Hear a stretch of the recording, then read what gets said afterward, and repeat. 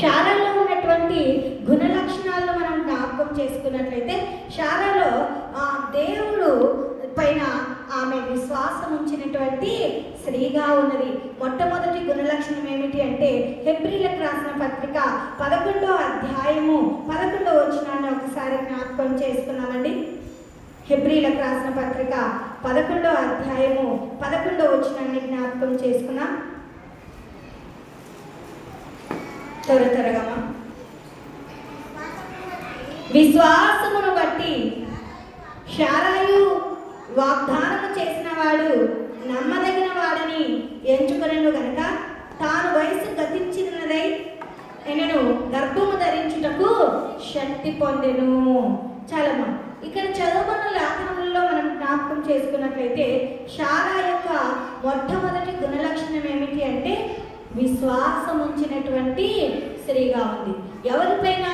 దేవుని మీద, దేవుని వాగ్దానమును నమ్మిన స్త్రీగా ఉంది అని లేఖనములలోనే మనం చూస్తుంటున్నాం. నువ్వు దేవుని వాగ్దానమును నమ్మినట్లయితే, దేవుని వాగ్దానము పైన విశ్వాసం ఉంచినట్లయితే, నీ విశ్వాసమును బట్టి దేవుడు నా జీవితాలలో కూడా గొప్ప కార్యాలు చేయడానికి సమర్థుడు అని లేఖనములలోనే మనం చూస్తూ ఉంటున్నాం. అందుకోసమే అక్కడ మనం నా విశ్వాసమును బట్టి శారాయి వాగ్దానము చేసిన వాడు నమ్మదగిన వాడు. మాట ఇచ్చి మాట తప్పే దేవుడు కాదండి మన దేవుడు. ఒకవేళ మనకు మాట ఇచ్చినాడంటే ఆ మాట నెరవేరుస్తాడు అని మనం నమ్మాలండి. నమ్ముట నీ వలనైతే నమ్మువానికి సమస్తమును సాధ్యము. నిజంగా దేవుడు ఇచ్చినటువంటి వాగ్దానాన్ని పైన నమ్మింది ఆమె విశ్వాసం ఉంచింది. ఆమె దేవుని మీద మాత్రమే కనిపెట్టుకున్నటువంటి స్త్రీగా ఉంది. ఈనాడు నువ్వు దేవుని కొరకు కనిపెట్టుకుంటున్నావా? దేవుని వాగ్దానం మీద నమ్మిక ఉంచుతున్నావా? దేవుని మీద విశ్వాసం ఉంచుతున్నావా? దేవుడు నా జీవితాల్లో గొప్ప కార్యాలు చేస్తాడు. శారా జీవితంలో 90 ఏళ్ల సంవత్సరంలో దేవుడు గర్భఫలాన్ని ఇచ్చే శారాను దర్శిస్తే నా జీవితంలో ఎందుకు దేవుడు చేయడు అనే విశ్వాసము నువ్వు కలిగి జీవించే వారిగా ఉండాలి. మరి ఎప్పుడైతే నువ్వు దేవుని యందు విశ్వాసం ఉంచుతావో, నీ విశ్వాసమే నిన్ను ఏం చేస్తుందండి? రక్షిస్తుంది, స్వస్థపరుస్తుంది. నీ విశ్వాసమును బట్టి నీలో గొప్ప కార్యాలు జరుగుతాయి అనేది జ్ఞాపకం చేసుకోవాలి. శారా మొట్టమొదటిగా ఎలాంటి గుణలక్షణం కలిగిందంటే దేవుని మీద విశ్వాసం ఉంచినటువంటి స్త్రీగా ఉంది. దేవుని వాగ్దానం మీద నమ్మిక ఇచ్చినటువంటి స్త్రీగా ఉన్నది అనేది జ్ఞాపకం చేసుకునే వారిగా ఉండాలి. రెండోదిగా మనం జ్ఞాపకం చేసుకున్నట్లయితే, శారా ఆదికాండము 12వ అధ్యాయము 5వ వచనాన్ని ఒకసారి జ్ఞాపకం చేసుకున్నామండి. 12వ అధ్యాయము 5వ వచనం. అబ్రహాము తన భార్య అయిన శారాయిని తన సహోదరుని కుమారుడైన లోతును హారానులో తానును వారును ఆర్జించిన యావదాస్తిని వారు సంపాదించి నా సమస్తమైన వారిని తీసుకొని కానాను దేశములకు వెళ్ళుటకు బయలుదేరి కానాను దేశములకు వచ్చిరి అని లేఖనంలో ఆమె ఏం చేసిందండి? తన భర్త మాటను గౌరవించింది. అంత మాత్రమే కాకుండా దేవుని మాటకు విధేయత చూపినటువంటి స్త్రీగా ఉంది. మరి నీ భర్త మాటకు నువ్వు గౌరవిస్తూ ఉన్నావండి? దేవుని మాటకు విధేయత చూపి మనం జీవిస్తూ ఉన్నామా? ఒక్కసారి మనలను మనము ఆత్మ పరిశీలన చేసుకొని, విధేయత కలిగిన జీవితాలను దేవుడు ఎంతగానో ఆశీర్వదిస్తాడు. తగ్గించబడినటువంటి వారిని దేవుడు హెచ్చించేవాడిగా ఉంటున్నాడు, ఆశీర్వదించేవాడుగా ఉంటున్నాడు, దీవించే దేవుడుగా ఉన్నాడు అనేది జ్ఞాపకం చేసుకునే వారిగా ఉన్నారు. అందుకోసమే ఒకవేళ నువ్వు ఇంతవరకు దేవుని మీద విధేయత చూపలేకపోయావేమో, నీ భర్త మాట మీద గౌరవం చూపలేకపోయావేమో, ఇక నుంచి అయినా, ఈ సమయం నుంచి అయినా శారా వలె దేవుని మాటకు విధేయత చూపుతూ, భర్త మాటను గౌరవిస్తూ మనము ఆత్మీయతలో ముందుకు కొనసాగే వారిగా ఉండాలి. మరి భర్త మాటను వింటూ ఉన్నారా అండి? వింటున్నారా? వినడం లేదండి. వింటున్నారా? అస్సలు వినడం లేదు. నిజంగా భర్త ఎవరు అంటే నీ యజమానుడండి. నీ భర్త మాటను గౌరవించాలండి. నువ్వు ఎప్పుడైతే నీ భర్త మాటను గౌరవిస్తావో, నీ భర్త ఒకవేళ త్రాగుబోతూ అయినా ఆ యొక్క మత్తు బానిసంలో నుండి విడుదల పొంది నిన్ను ప్రేమించేవాడిగా ఉంటున్నాడు, నిన్ను రక్షించేవాడిగా ఉంటున్నాడు, నీ తోడు ఉండి నిన్ను నడిపించే వాడిగా ఉంటున్నాడు. నీ భర్త మాటను నువ్వు ధిక్కరించావు అనుకో, ఏం చేస్తాడండి? ఏం చేస్తాడు? ఒకవేళ నువ్వు ధిక్కరించి మాట్లాడావనుకో, ముందు మాట్లాడతావు, వెనక వీపు అంటుంది. నువ్వు మాట్లాడే మాటలను బట్టి నా వీపు ఎంతగానో వాచిపోతుంది. అందుకోసమే నువ్వు విధేయత కలిగి ఉండు, తగ్గించుకొని జీవించు. నీ భర్తకు లోబడి జీవించే. నిజంగా భర్తకు లోబడి జీవించాలంట. అన్ని వేళల్లో లోబడాలి. నువ్వు లోబడినప్పుడు నీ భర్తను ఏం చేస్తున్నాడు? ప్రేమించేవాడుగా ఉంటున్నాడు. అబ్రహాము శారాకు సంతానం లేకపోయినప్పటికీ ఆ శారా ఎడల అబ్రహాము ఎంత ప్రేమ కలిగి ఉన్నాడో ఒకసారి జ్ఞాపకం చేసుకున్నామండి. నిజంగా అలాంటి అనుభవ జీవితాన్ని, అలాంటి ప్రేమను మనము కూడా మన భర్త ఎడల పొందుకునే వారంగా ఉండాలి అని ప్రభు నామమున తెలియజేస్తూ ఉంటున్నాను. మొట్టమొదటిగా శారా దేవుని మీద విశ్వాసం ఉంచిన స్త్రీగా ఉంది. దేవుని వాగ్దానాన్ని నమ్మిన స్త్రీగా ఉంది. ఈనాడు నీవు నేను కూడా దేవుని యందు విశ్వాసం ఉంచాలి. దేవుని వాగ్దానం మీద నమ్మిక ఇచ్చి జీవించే వారిగా ఉండాలి. వాగ్దానం చేసిన దేవుడు నమ్మదగిన వాడు, గొప్పవాడు కనుక, మన దేవుడు మాట ఇచ్చి మాట తప్పేవాడు కాదు కనుక, నీ జీవితంలో కార్యము జరిగేంత వరకు కూడా నీ ఎడల ప్రేమ చూపిస్తూనే ఉంటాడు. అందుకోసమే అది కొంత లేట్ అయినా కూడా ఎంతగానో అద్భుతమో ఆశ్చర్యం అనేది మన జీవితాల్లో జరుగుతుంది. శారా జీవితంలో జరిగిన గొప్ప ఆశీర్వాదము మన జీవితాల్లో కూడా జరుగుతుంది. రెండోదిగా మనం జ్ఞాపకం చేసుకున్నట్లయితే శారా ఏం చేసిందంటే విధేయత కలిగి జీవించింది. భర్త మాటకు దేవుని మాటకు విధేయత చూపింది. భర్త మాటను గౌరవించినటువంటి స్త్రీగా ఉంది. ఇక్కడ నుండి కానాను దేశంలోకి బయలుదేరి వెళ్దాంరా అంటే నేను రాను అని చెప్పలేదండి. అనిందా? వెంటనే తన భర్తతో పాటు తాను వెళ్ళింది. అంటే తనలో తగ్గింపు జీవితం ఉంది. తన భర్త మాటకు లోబడిన స్త్రీగా ఉంది.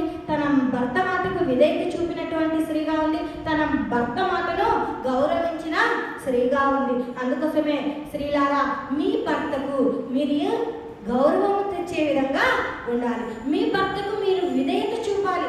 అది విధేయత చూపలేకపోయావు అనుకో, నీ వలన నీ భర్తకు అవమానం కలుగుతుంది. కానీ నువ్వు అవమానం తెచ్చే స్త్రీగా ఉండకూడదు. నీ భర్తకు గౌనుల ఎదుట మంచి పేరును సంపాదించే స్త్రీగా ఉండాలి అని ప్రభు నామమున తెలియజేస్తూ ఉంటున్నాను. మూడోదిగా మనం జ్ఞాపకం చేసుకున్నట్లయితే మొదటి పేతురు రాసిన పత్రిక 3వ అధ్యాయము 5-6 వచనాలను జ్ఞాపకం చేసుకున్నామండి. గట్టిగా చదవమ్మా. అటువలే పూర్వము దేవుణ్ణి ఆశ్రయించిన పరిశుద్ధ స్త్రీలను అటువలే పూర్వము దేవుణ్ణి ఆశ్రయించిన పరిశుద్ధ స్త్రీలను తమ స్వపురుషులకు లోబడి ఉండుట చేత తమ్మును తాము అలంకరించుకొని, ఆ ప్రకారము శారా అబ్రహామును యజమానుడా అని పిలుచుచు అతనికి లోబడి ఉండెను. మీరును యోగ్యముగా నడుచుకొనుచు మీ ఏ భయమునకు బెదరకున్న ఎడల ఆమెకు పిల్లలు అగుదురు అని లేఖనములలోనే మనం చూస్తూ ఉంటున్నాం. నిజంగా ఇక్కడ మనం జ్ఞాపకం చేసుకున్నట్లయితే భర్తను గౌరవించిన స్త్రీగా ఉందండి. ఏమంటుందండి? ఈనాడు భర్తను ఏం చేస్తున్నారండి? పేరు పెట్టి పిలుస్తున్నాడు. అవునా కదా? అతనికి ఏ పేరు ఉంటే ఆ పేరు పెట్టి పిలిచేవారుగా ఉంటున్నాడు. కానీ శారా ఏం చేసిందండి? నా యజమానుడా అనింది. అవునా కదా? అందుకోసమే అంతరంగ పురుషుని కలిగి జీవించినట్లు మనం చూస్తూ ఉంటున్నాం. అక్కడ మనం జ్ఞాపకం చేసుకున్నట్లయితే ప్రభువు అని పిలిచినట్లు కూడా మనం చూస్తున్నాం. శారా లాగా మరి మీ భర్తలకు మీరు ఏమని పిలిచాలండి? మీ యజమానుడు ఎవరు? భర్తేనండి కనుక నీ భర్తను పేరు పెట్టి పిలిచవు, ఒరే తరాన్ని పిలిచకూడదు. ఎలా పడితే మనం ఏం చేస్తున్నాం, ఊ ఆ అంటుంటాం. ఊ ఆ అనేది ఎవరినండి? పశువులను అంటారు. హే తూ అంటారా అనరా? కోళ్ళను కూడా ఊ అంటారు. కానీ యజమానులు వాళ్ళ పిలిచావనుకో 10 మందిలో అతనికి గౌరవం ఉంటుందా? 10 మందిలో అతనికి మర్యాద ఉంటుందా? అందుకోసమే నీ యజమానుని నువ్వు భర్తను గౌరవించే విధముగా మనము నడుచుకోవాలండి. భర్తకు మర్యాద తెచ్చే విధముగా మనము నడుచుకోవాలండి. ఈనాడు నీవు నేను ఎలా ఉన్నామో ఒకసారి జ్ఞాపకం చేసుకునే వారిగా ఉండాలి.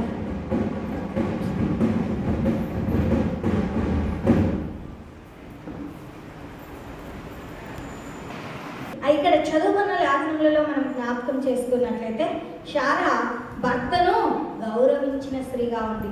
చాలామంది స్త్రీలు భర్తకు గౌరవించలేని వారిగా ఉంటున్నారండి.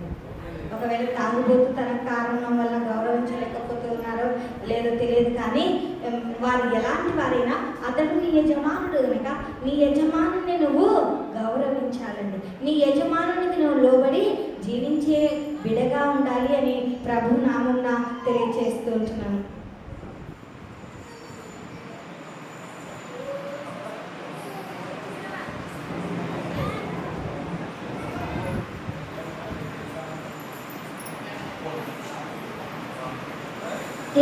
నాలుగోదిగా మనం జ్ఞాపకం చేసుకున్నట్లయితే ఆమె ఏం చేసిందంటే అతిథి సత్కార్యములు చేసింది, అతిథులకు సేవ చేసిందండి.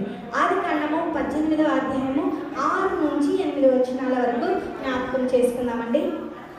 ఆదికాండము 18వ అధ్యాయము 6వ వచనం నుంచి 8వ వచనం వరకు జ్ఞాపకం చేసేసుకొని చేసుకున్నాం. అబ్రహాము గుడారంలో ఉన్న శారాయి వద్దకు త్వరగా వెళ్ళి నీవు త్వరపడి 3 మానికల మెత్తని పిండి తెచ్చి పిసికి రొట్టెలు చేయమని చెప్పాను. మరియు అబ్రహాము పశువుల మందకు పరిగెత్తి ఒక మంచి లేత దూడను తెచ్చి ఒక పనివారిని అప్పగించెను. వాడు దాన్ని త్వరగా సిద్ధపరచును. తరువాత అతడు వెన్నను పాలను తాను సిద్ధము చేయించిన దూడను తెచ్చి వారి ఎదుట పెట్టి వారు భోజనము చేయించుండగా వారి యొద్ద ఆ చెట్టు కింద నిలిచిండెను. వారతనితో నీ భార్య అయిన శారా ఎక్కడ ఉన్నదని అడగగా అతడు అదిగో గుడారంలో ఉన్నదని చెప్పాను. అందుకాయన మీదికి ఈ కాలమున నీ యొద్దకు నిశ్చయముగా మరలా వచ్చేదను. అప్పుడు నీ భార్య అయిన శారాకు ఒక కుమారుడు కలగనని చెప్పాను. శారా ఆయన వెనక నుండిన గుడారము దారమందు నిలుచుండెను. అబ్రహాము శారాను బహుకాలం గడిచిన వృద్ధులై ఉండి స్త్రీ ధర్మము శారాకు నిలిచిపోయేది కనుక శారా నేను బలము ఉడిగిన దానినైనను తర్వాత నాకు సుఖము కలుగునా, నా యజమానుడు వృద్ధుడై ఉండును కదా అని తనలో నవ్వుకొనెను. అంతటా యెహోవా అబ్రహాముతో వృద్ధురాలనైన నేను నిశ్చయముగా ప్రసవించెదనా అని శారా నవ్వినెలా. యెహోవాకు అసాధ్యమైనది ఏదైనా ఉన్నదా? మీదికి ఈ కాలంలో నిర్ణయ కాలంలో నీకు యొద్దకు తిరిగి వచ్చెదను. అప్పుడు శారా కుమారులను కలుగునను. శారా భయపడి నేను నవ్వలేదని చెప్పగా ఆయన అవును నువ్వు నవ్వితివి అని చలని. ఈ చదువుకున్న లేఖనములలో మనం జ్ఞాపకం చేస్తూ ఉన్నట్లయితే అక్కడ మిట్ట మధ్యాహ్న వేళలో మమ్రే దగ్గర ఉన్న సింధూరు వనంలో అబ్రహాం ఎండవేళ గుడార ద్వారమందు కూర్చొని ఉన్నప్పుడు యెహోవా అతనికి కనబడను. అప్పుడు కనులెత్తి చూచినప్పుడు 3 మనుషులు ఎవరికి కనబడ్డాడండి? అబ్రహాముకు కనబడే అబ్రహాము యొద్దకు వచ్చినట్లు మనం చూస్తూ ఉంటున్నాం. నిలువబడి ఉండి అప్పుడు వారిని చూచి గుడారం బాధితున్న వారిని ఎదుర్కొంటూ పరిగెత్తి నేల పట్టుకొని ప్రభువా నీ కటాక్షం నా మీద ఉన్నదా అప్పుడు నీ దాసుడు దాటుకోనివద్దు, నేను కొంచెం నీళ్లు తెచ్చేదను, దయచేసి కాళ్ళు కడుక్కో, ఈ చెట్టు కింద అలసట తీర్చుకొను. నేను కొంచెం నీళ్ళు తెస్తా, నువ్వు కాళ్ళు కడుక్కొని ఈ చెట్టు కింద అలసట తీర్చుకొనుడి, కొంచెం ఆహారం తెచ్చదును, మీ ప్రాణములను బలపరుచుకోండి అని అక్కడ చెప్తున్నారు. నిజంగా ఆ మిట్ట మధ్యాహ్న వేళలో వచ్చి భర్త మనకి ఎవరైనా వస్తున్నారో అన్నం చేయంటే చేస్తారండి? చేస్తారా? నిజం చెప్పండి, చేస్తారా? చేయరు.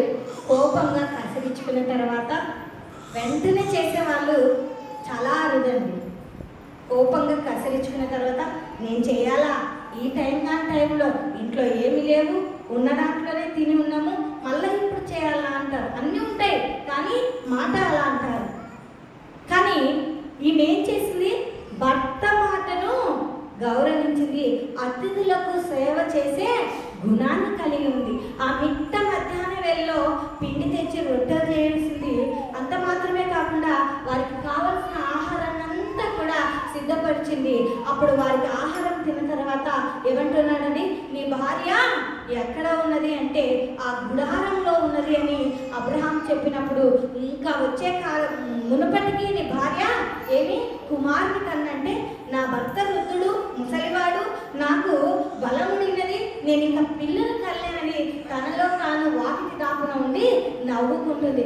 ఆ ప్రభుల వారు చూసి ఏమంటున్నా, నువ్వు నవ్వుతుంది అంటే నేను నవ్వలేదు అంటుంది. నిజంగా సేవ చేసే గుణము ఉన్నప్పుడు, సేవకులకు ఆహారం పెట్టినప్పుడు ఆ కొంచెములోనే గొప్ప ఆశీర్వాదాన్ని ఆ శారా పొందుకున్నట్లు మనం చూస్తున్నాం. ఈనాడు మనం ఆశీర్వాదింపబడుతూ ఉన్నామా?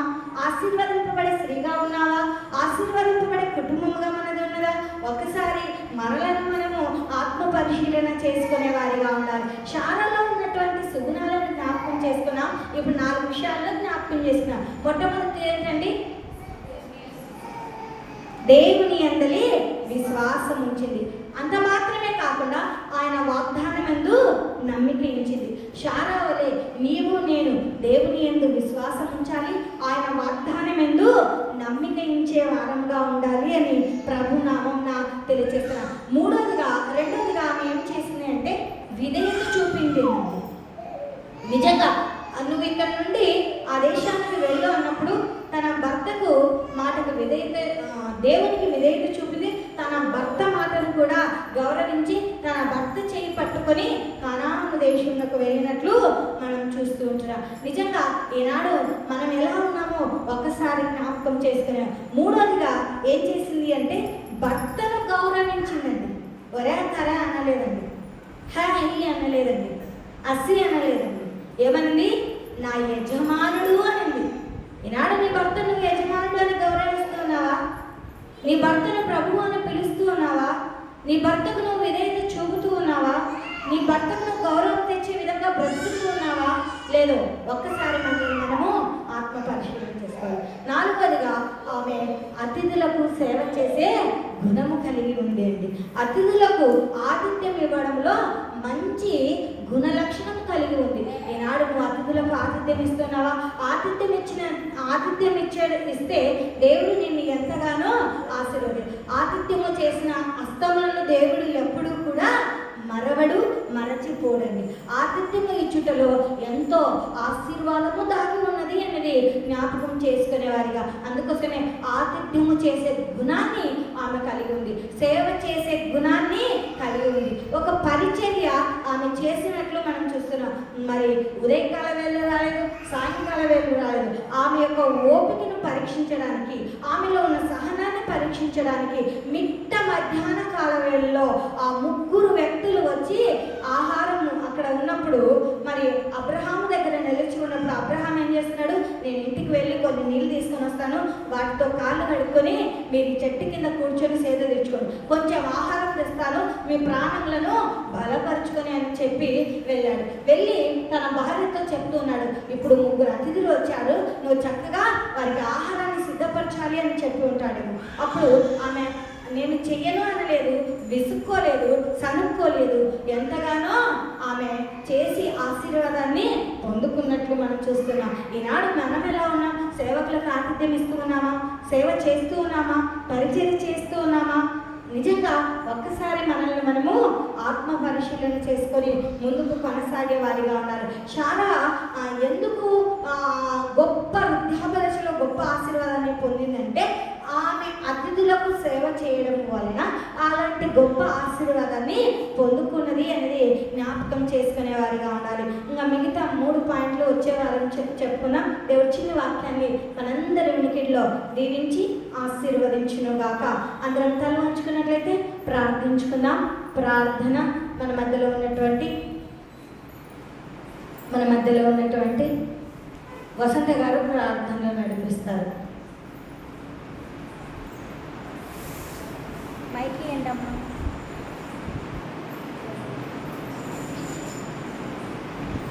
భూమి ఆకాశం నీ ఘనమైన